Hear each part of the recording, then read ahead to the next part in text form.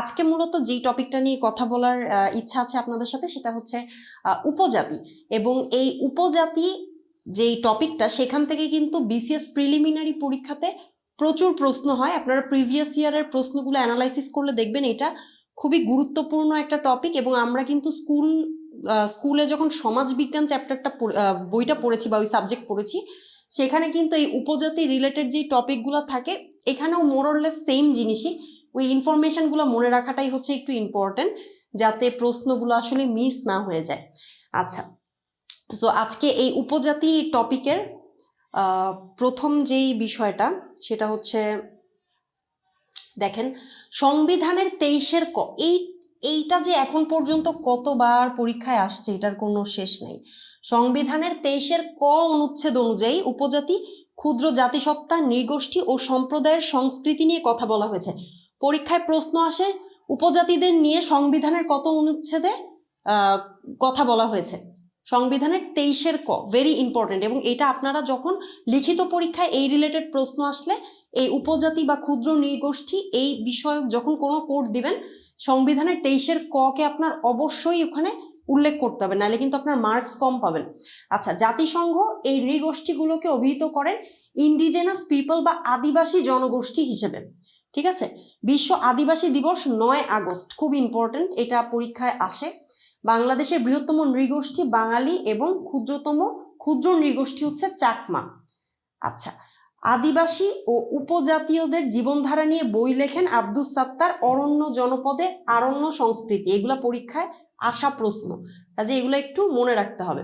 আচ্ছা, বাংলাদেশের ক্ষেত্রে একটা জিনিস দেখবেন, সবসময় যে কোনো সরকারি ডকুমেন্ট, যে কোনো সরকারি ভাষণ কিংবা হচ্ছে সরকারের কোনো উপরের ব্যক্তিবর্গরা যখন এই ইন্ডিজিনাস পিপলদেরকে নিয়ে কথা বলেন বাংলাদেশের, তখন সেখানে কিন্তু ব্যবহার করে বেশিরভাগ সময় যেই শব্দটি সেটা হচ্ছে উপজাতি।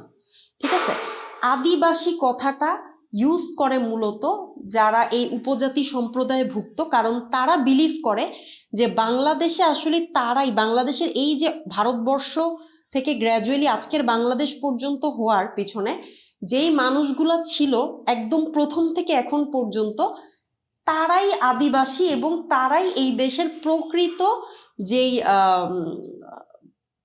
কি বলবো, যেটা প্রকৃত নৃগোষ্ঠী যারা আর কি, তারা হচ্ছে এই আদিবাসী সম্প্রদায়ের মানুষ।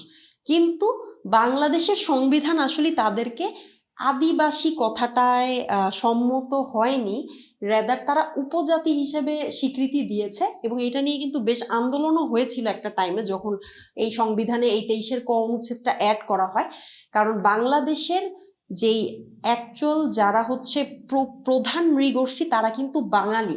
ঠিক আছে, আমরা যারা তারা হচ্ছে বাঙালি। এটা বাংলাদেশ সৃষ্টির শুরু থেকে বাঙালি সম্প্রদায় এখানকার প্রধান সম্প্রদায় হিসেবে ছিল, নট এই যে চাকমা বা অন্য সম্প্রদায়ের যারা, তারা আসলে আদিবাসী হিসেবে এখানে তারা দাবি করলেও এটা মূলত বাঙালিরাই এখানে ছিলেন। এবং হচ্ছে সেভাবে করেই ব্যাপারটা ভাগ করা হয়। এই যে ওয়ার্ডিংটা নিয়ে আসলে কোনো রকম কন্ট্রোভার্সি নাই। আপনারা যখন কোনো জায়গায় লিখিত কোনো কিছু লিখবেন বা বলবেন, তখন দয়া করে আদিবাসী শব্দটাকে একটু অ্যাভয়েড করবেন, উপজাতি শব্দটা ইউজ করবেন। ঠিক আছে, এটা কিন্তু একটা মিস্টেক হিসেবেও ধরতে পারে, কারণ সাংবিধানিকভাবে তারা উপজাতি হিসেবে পরিচিত, নট আদিবাসী। আচ্ছা, সো এই যে আদিবাসী উপজাতিদের জীবনধারা নিয়ে লেখেন হচ্ছে আব্দুস সাত্তার, এই অরণ্য জনপদ, এটা একটু মনে রাখতে হবে।